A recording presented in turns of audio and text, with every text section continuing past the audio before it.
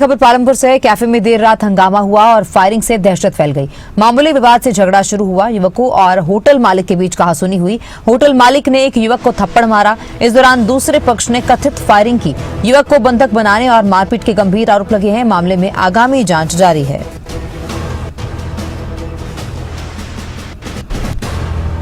गया मैं घर जा रहा था तो वहां से लड़के आगे मेरी गाड़ी देख के बोले भाई रुको रुको।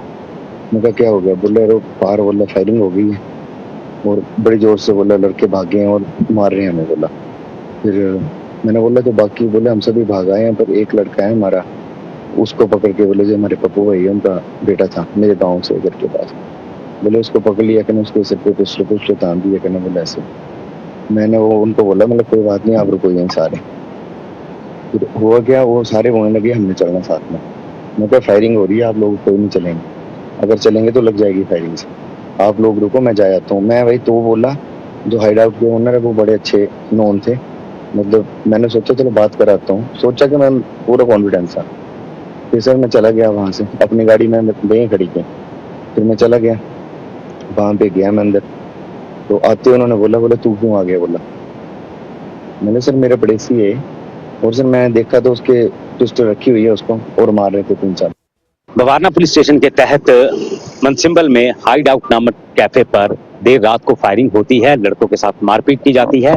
लड़के के मुंह के अंदर पिस्टल डाल दी जाती है और उसे जान से मारने की धमकी दी जाती है।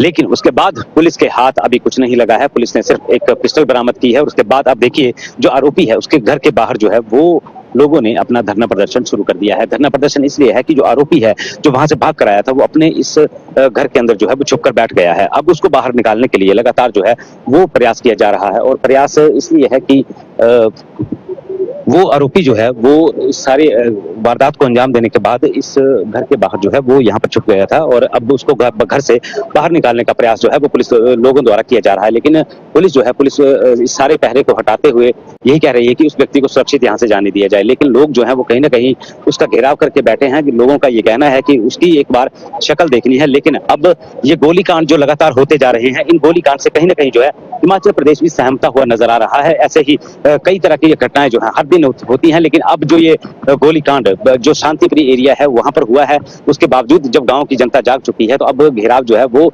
आरोपी के घर का भी किया गया और इस पूरे मामले की जो है निष्पक्ष जांच की मांग जो है ये जनता करती हुई नजर आ रही है। जनता का कहना है कि जो भी जिसने भी हवाई फायर किए या लड़कों के साथ मारपीट की है, उस हाइड आउट के जो जितने भी लोग वहां पर संलिप्त थे उनको कहीं ना कहीं जो है वो हिरासत में ले जाए। हालांकि सुनने में ये भी आया है, जो जानकारी मिली है कि एक व्यक्ति की जो है वो जमानत हो चुकी है। लेकिन गुस्साए लोगों का ये कहना है कि आखिरकार कब तक जो है वो बाकी गिरफ्तारियां होंगी या फिर इसी तरह से माहौल जो है इस गांव का भी खराब होता रहेगा। ये तो अब जांच के बाद ही पता चलेगा कि आखिर पुलिस किस पड़ाव पर पहुंचती है और किस तरह की जो है वो कार्रवाई के द्वारा की जाती है।